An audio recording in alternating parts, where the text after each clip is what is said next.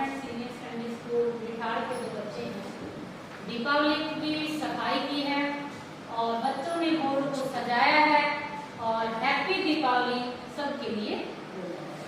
तो सबके लिए शुभकामनाएं। और आज हम थोड़ा सा डिस्कस करेंगे इसके बारे में कि दीपावली क्यों मनाई जाती है और इसका नाम दिवाली ही क्यों रखा है। बेटा, हमारे जितने भी त्योहार हैं, हिंदू जो त्योहार है, चाहे कोई भी हमारी रीति रिवाज है, उसके पीछे एक वैज्ञानिक तर्क है जो हमारे लिए जानना बहुत जरूरी है। जो धार्मिक जो रीति रिवाज हैं वो तो हम जाने हुए हैं और हमें साइंस के बारे में इसका वैज्ञानिक तर्क क्या है इसको भी हम जानेंगे। हम विज्ञान के जो बच्चे हैं, बच्चों ने लिखा भी है कि साइंस लैब और साइड में दिए भी लगाए हैं और गुब्बारे भी लगाए हैं। इन सब का अपना एक महत्व है। दिया क्या है? दिवाली यानी दियों की एक लड़ी लगा करके हम कतार लगा करके इस त्योहार को मनाते हैं। वैसे हमारी जो हिंदू पौराणिक जो कथाएं हैं उनमें तो क्या था बेटा, जो राम को वनवास मिला था 14 साल का, और इस दिन जिस दिन वो वनवास पूरा हुआ था तो एक अयोध्या के अंदर बहुत खुशी का माहौल था। और सही मायने में इस चीज को क्या लिया गया है बेटा, अधर्म पर धर्म की जीत, जो हम दशहरे के दिन दिखाते हैं। क्योंकि रावण को इसमें क्या लिया गया है? अधर्म। और रामचंद्र जी को क्या लिया गया है? धर्म। धर्म के रूप में लिया गया। तो अच्छाई और बुराई, हम इन चीजों के ऊपर आएंगे। और जब हम दिवाली का त्योहार मनाएंगे तो उस समय हम किन किन चीजों का ध्यान रखेंगे। एक तो जब दिवाली के बारे में हम जिक्र करते हैं तो राम, सीता, लक्ष्मण, माता केकई, भरत, ये जो कैरेक्टर हैं इनकी बातें याद आती हैं। रावण, तो इनसे हमें क्या शिक्षा मिलती है? राम जैसा पुत्र होना चाहिए, हमारे अंदर वो गुण होने चाहिए।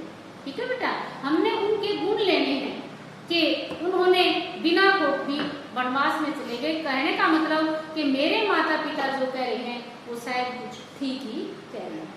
फिर क्या था, भाई लक्ष्मण कितना प्यार करते थे, उनको ये नहीं था, सेल्फिश नहीं थे, अपने से मतलब नहीं था। हाँ, अपने भाई के साथ वो हमेशा रहते थे।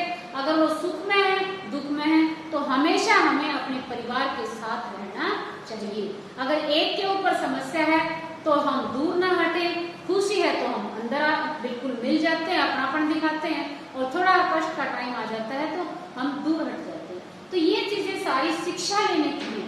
फिर जैसे माता सीता का जिक्र किया गया है कि जैसे रावण ने उठा लिया था, सीता माता की कैसे परीक्षा ली गई थी।